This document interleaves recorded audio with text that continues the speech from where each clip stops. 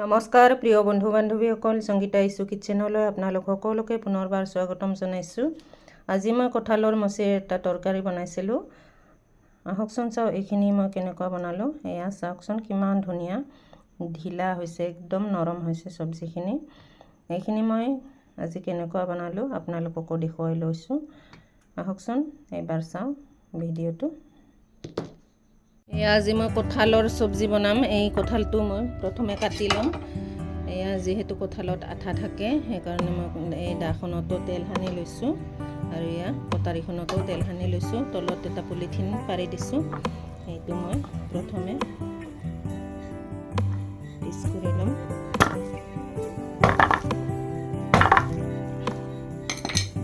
এটা ফালি লৈছোঁ।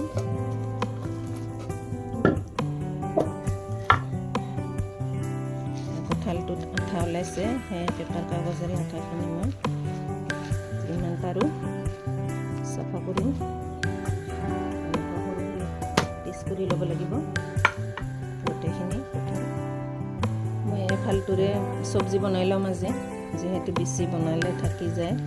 এইখিনি মই ধুনীয়াকৈ পেপাৰত মেৰিয়াই ফ্ৰিজত থৈ দিম। গোটেইখিনি সৰু সৰু কৰি ল'লোঁ। এবাৰ মই এনেকুৱা গোটেইখিনি বাকলিখিনি ডাঠকৈ গুচাই জোখমতে পিচ কৰি ল'ম। পিচবিলাক সৰু সৰু কৰি ল'লে চেলাবৰ কাৰণে ভাল হয়। আৰু এইফালে মাজৰ এই ডাঠ অংশখিনি মই পেলাই দিম, যিহেতু এইখিনি দিলে চব্জিখিনি টাইট টাইট হৈ থাকে আৰু খাবও ভাল নালাগে। ধুনীয়াকৈ গোটেইখিনি চাফা কৰি ল'ম। এয়া মোৰ এফাল কঁঠালত এইখিনি ওলালে সেইখিনি ধুনীয়াকৈ হৈ যাব মোৰ কাৰণে। আৰু এই কঁঠালটো অৱশ্যে ইয়াতে কঁঠাল হোৱা নাই, অকল যাব। এই চব্জিটো খাই খুব ভাল লাগে। কঁঠাল বেছি থাকিলে গুটিবিলাক পুৰত হ'লে খাই ভাল নালাগে। ধুনীয়াকৈ চব্জি বনাম, আপোনালোকে চাই থাকিব। এইখিনি মই কঁঠালখিনি ভালদৰে ধুই ল'লোঁ। এইবাৰ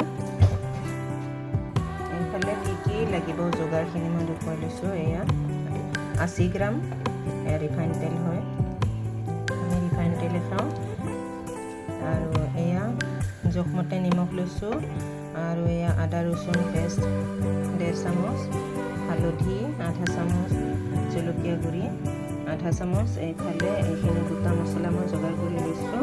এইখিনি ভাজি মিক্সাৰত ভালদৰে পিচি ল'ব লাগিব। এয়া আজৱাইন অকণমান আৰু ধনিয়া আধা চামুচ, এয়া শুকান জলকীয়া 6টা, আৰু এয়া জিৰা আৰু জালুক অকণমান। যিহেতু মোৰ চব্জি কম সেইকাৰণে মছলাও কম কম পৰিমাণৰ লৈছোঁ। এইটো দেখুৱাইছোঁ এটা, কিন্তু ইয়াৰে আধাহে দিম মই। ইয়াতে চক্ৰফুল এটা আছে, সৰু ইলাচি, ডাঙৰ ইলাচি এইটো এফাল আছে আধা, আৰু ডালচেনি অকণমান, আৰু লং সৰু সৰু 3 পিচ আছে। এইখিনি মই যোগাৰ কৰি লৈছোঁ। আৰু এইখিনি সৰিয়হ অকণমান।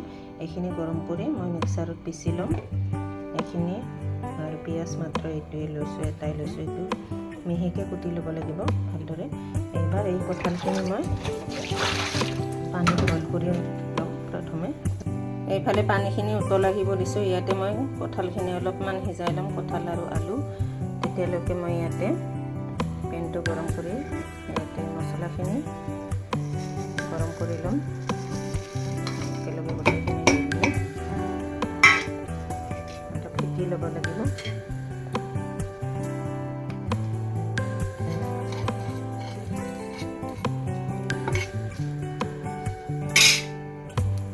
এয়া মোৰ মছলাখিনি ৰেডি হৈ গ'ল, ফুটিব ধৰিছে। ঠাণ্ডা হোৱাৰ কাৰণে প্লেটত ঢালি ল'ম গোটেইখিনি।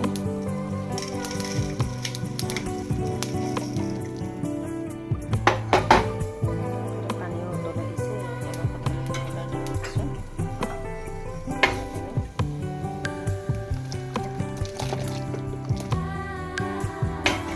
ভালদৰে সিজাই ল'ম। এয়া মোৰ 2 মিনিট হৈ গ'ল, কঁঠালখিনি উতলোৱা হৈ গৈছে গৰম পানী। এইখিনি মই এবাৰ বন্ধ কৰি উলিয়াই ল'ম। কঁঠাল আৰু আধা সিজা হৈছে।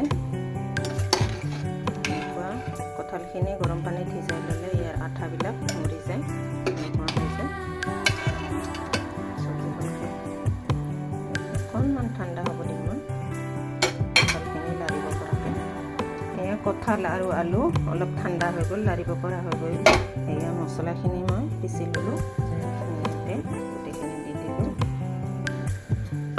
ইয়াতে নিমখখিনিও দি দিম মই, যিমানখিনি লৈছিলোঁ জোখমতে।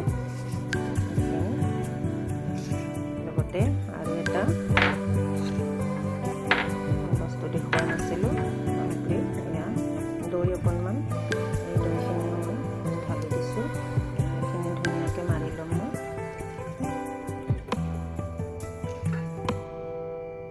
ইয়াতে গোটেইখিনি সামগ্ৰী দি দিছোঁ, হালধি আৰু ৰেড চিলি,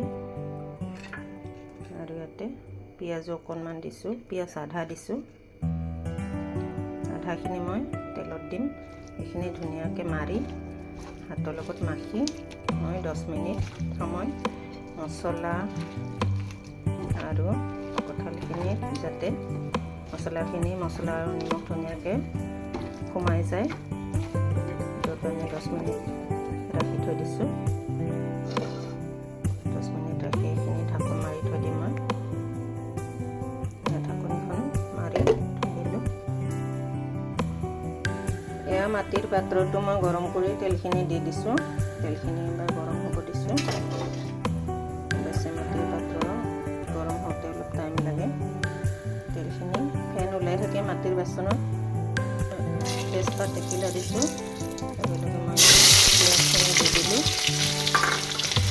আধা পিঁয়াজ মই চব্জিখিনি মেৰিনেট কৰি থৈ দিছিলোঁ, এবাৰ তেলত দিছোঁ।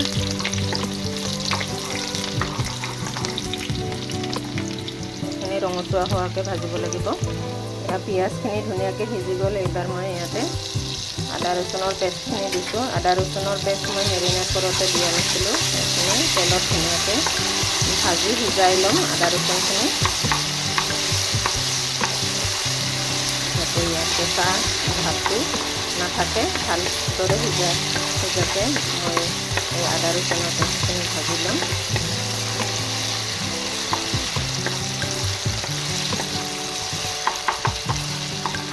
আদা ৰচুনখিনি ভাজা হৈ গৈছে। এবাৰ ইয়াতে অকণমান হালধি আৰু ৰেড চিলি আছিলে, এইখিনিও মই দি দিলোঁ। আধাখিনি মই মেৰিনেট কৰোঁতে দিছোঁ। এইখিনি মই তেলত ভাজি ল'ম, তেতিয়া চব্জিৰ কালাৰটো ধুনীয়া হয়।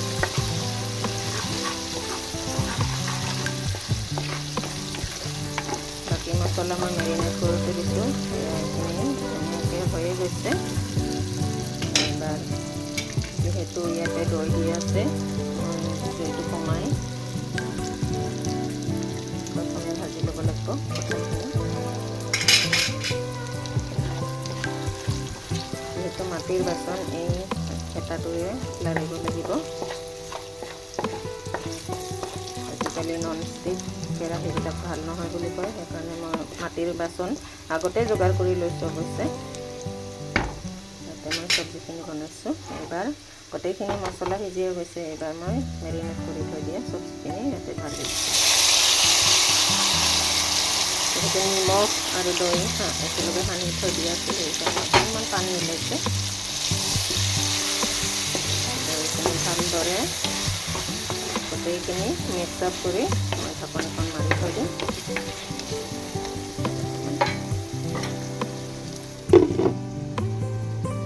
2 মিনিটমান ৰাখি আৰু এবাৰ লৰাই দিব লাগিব। এয়া 2 মিনিট হৈ গৈছে। মই এবাৰ চব্জিখিনি ধুনীয়াকৈ লৰাই দিম। কি ধুনীয়াকৈ ইয়াৰ পৰা তেল ওলাই গৈছে, এক্সট্ৰা হৈ গৈছে তেলখিনি ধুনীয়াকৈ। বহুত সোনকালে চব্জিখিনি মোৰ হৈয়ে গৈছে। তথাপি আলুবিলাক যেন আৰু ভালদৰে সিজে, সেইটো কাৰণে মই ইয়াতে পানী দিব লাগিব। মেৰিনেট কৰি থৈ দিয়া কাঁহীখনত মছলা লাগি আছিল আৰু এইখিনি ধুনীয়াকৈ উখালি মই ইয়াত পানী গৰম কৰি লৈছোঁ। এইখিনিতে মই চব্জিত দিম। চব্জিখিনি দেখাত কিমান ধুনীয়া হৈছে। এইবাৰ মই ইয়াতে গৰম পানীখিনি ঢালি দিম। ইয়াতে মই পানীখিনি একেবাৰে ঢালি নিদিওঁ, অকণমানকৈ মই দি থাকিম। পানীখিনি শুকাই গ'লে আৰু ঢালি দিওঁ।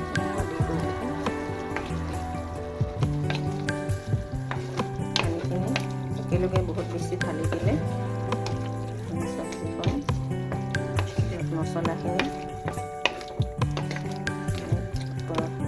ভাজি থকা যেন লাগে। সেইকাৰণে কমকৈ পানী দিম, সেইখিনি সিজিব দিম, তাৰপিছত আৰু অকণমান দিম, কৰি থাকিব লাগিব। এয়া মোৰ কঁঠালৰ চব্জি ধুনীয়াকৈ হৈ গৈছে। আলুটো সিজিছে নে নাই মই দেখুৱাই দিছোঁ। এয়া ধুনীয়াকৈ সিজি গৈছে। মোৰ চব্জি কমপ্লিট হৈ গ'ল। কি ধুনীয়া হৈছে। যিহেতু কঁঠালটো বেছি পুৰঠ হোৱা নাছিল আৰু ইয়াতে কঁঠাল নাই, অকল জাবৰ হয়, সেইটো খাবলৈ খুব ভাল হ'ব, টেষ্টি হ'ব। মোৰ এই কঁঠালৰ চব্জি হৈ গ'ল। যিহেতু মই গৰম মছলা আগতেও দিছোঁ, মছলা পিচি লওঁতে এয়া অকণমান এনে নামমাত্ৰ লাষ্ট মই দিলোঁ চেণ্টৰ কাৰণে। আপোনালোকে ধনিয়া পাত থাকিলে বা বেলেগ মছলা পাত থাকিলেও দিব পাৰে। আজি যিহেতু মোৰ ধনিয়া নাই, এনেকুৱাই মই চব্জিখিনি ৰেডি কৰি ল'লোঁ। আপোনালোকে কেনেকুৱা পালে প্লিজ লাইক, শ্বেয়াৰ আৰু কমেণ্ট কৰি জনাব।